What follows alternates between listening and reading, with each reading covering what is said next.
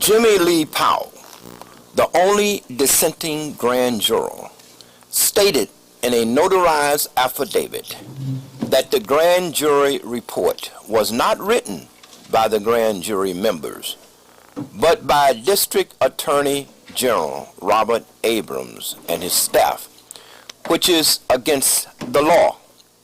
He also stated that one of the main reasons that he dissented was because there was clear evidence that Stephen Begonis and others were implicated in the rape and abduction of Tawana Brawley.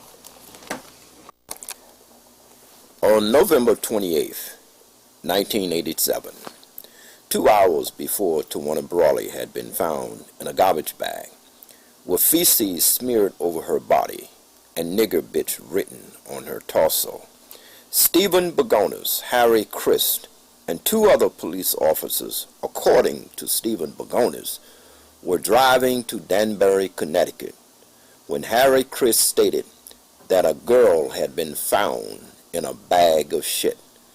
This was 2 hours before she, Tawana Brawley, had been discovered. Ask him, do you realize that at the time you were on your way to Connecticut, there was the young girl, Tawana Brawley, had not even been discovered? No, he didn't Ask that question? He didn't expound on that. No, he did not. Okay. Did that hit you?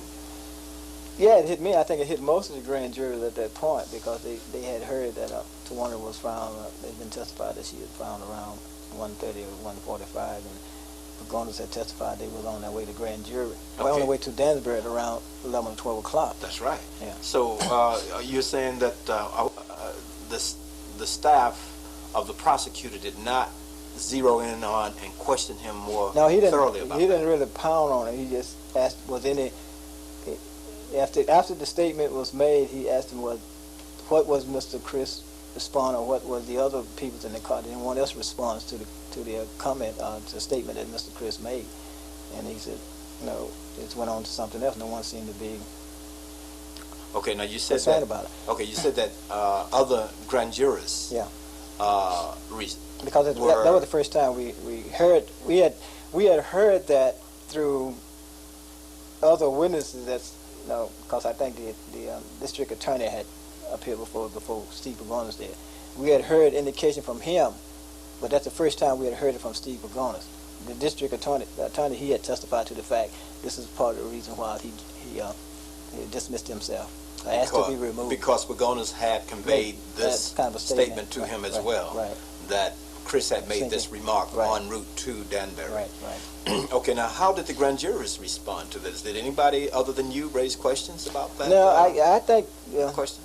It was the first. Well, they had asked the district attorney some questions, some of the grand jury, but they didn't really question Begonis about that. And I said, I wanted to question him because it's the first time I'd heard that from him, even though I'd heard it through Grady. Right. To Grady, he had made the statement that Begonis had made the statement, but no one really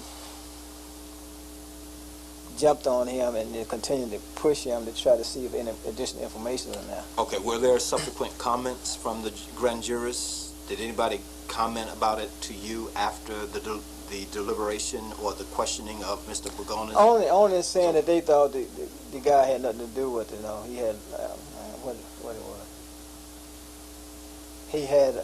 He had an alibi. He had been shopping. He had receipts and he had pictures and all this stuff. And but no one, in response to those kind of questions, raised the question: how do you explain the fact that the man pointed out that this comment took place, statement took place en route to Danbury at the time that Tawana Brawley had not?